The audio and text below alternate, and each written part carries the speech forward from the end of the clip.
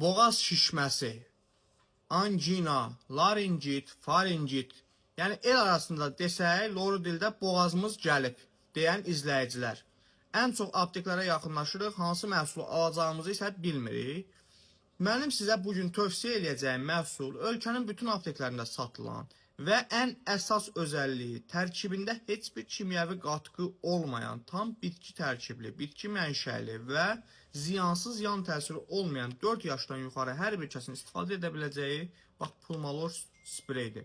İstifadə qaydası çox rahatdır, çox sadədir. Cəmi gün ərzində 3-4 dəfə yemək yedikdən sonra boğazın sağ və sol tərəflərinə 2-3 püskürtmə istifadə etmək lazımdır ki, bu problemlər sizdən tamamilə aradan qalxsın və siz də daha rahat, daha normal, daha gümrah şəkildə həyatınıza davam edə biləsiniz.